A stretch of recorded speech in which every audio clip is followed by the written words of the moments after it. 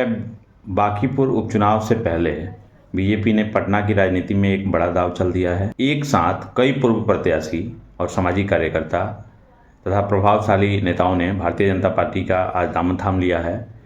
आखिर इस राजनीतिक संदेश का क्या मतलब है, आइए जानते हैं। इस पूरे जनता पार्टी के बिहार प्रदेश अध्यक्ष संजय सरावगी की मौजूदगी में जो उनका प्रदेश कार्यालय है, स्वराज के एक तरह से कह सकते हैं जो पूर्व प्रत्याशी रह चुके हैं, उसमें से कई बड़े नेताओं ने आज बीजेपी का दामन थामा है।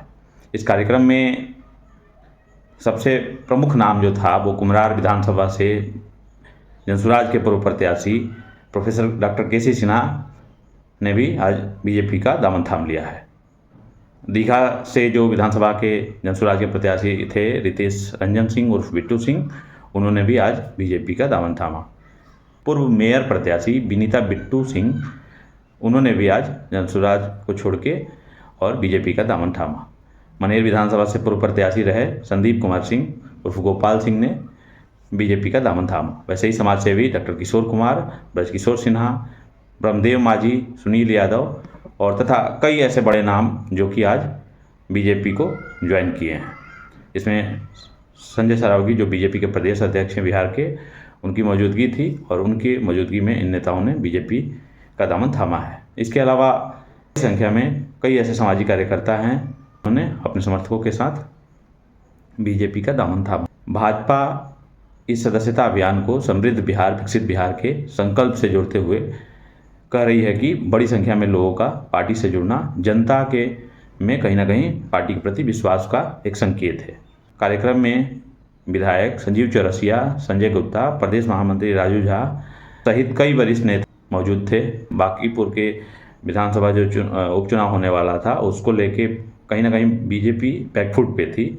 तो ये जो अभी आज का जो पूरी घटनाक्रम है वो कहीं ना कहीं पटना के एक राजनीति में नया समीकरण बनाने में बीजेपी के लिए जरूर महत्वपूर्ण भूमिका निभाएगा। हालांकि बीजेपी के लिए एक तरह से कहा जाए तो दूसरे पार्टी से ही सही, कम से कम कुछ अच्छे नेताओं को बीजेपी अपने पक्ष में जोड़ जरूर रही है।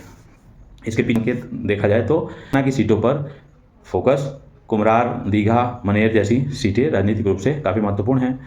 इन क्षेत्रों के पूर्व उम्मीदवारों का जो पार्टी के साथ सक्रिय होना चुनावी तैयारी में मजबूत करने का एक तरह से कोशिश हो सकता है।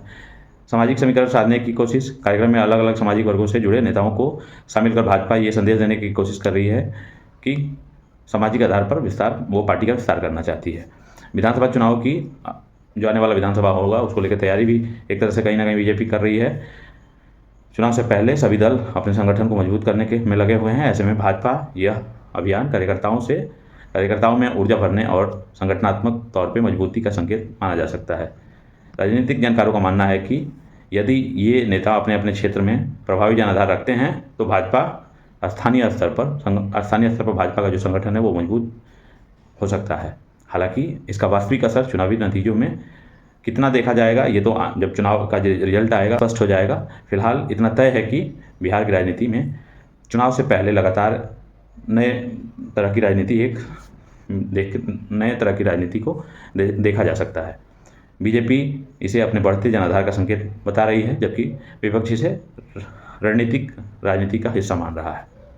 अब अगला सवाल यह है कि क्या यह सदस्यता अभियान बीजेपी को विधानसभा चुनाव जो बांकीपुर का उपचुनाव होने वाला है उसमें अतिरिक्त बढ़त दिला पाएगा या फिर यह केवल एक प्रतीकात्मक राजनीति का संकेत बनकर रह जाएगा।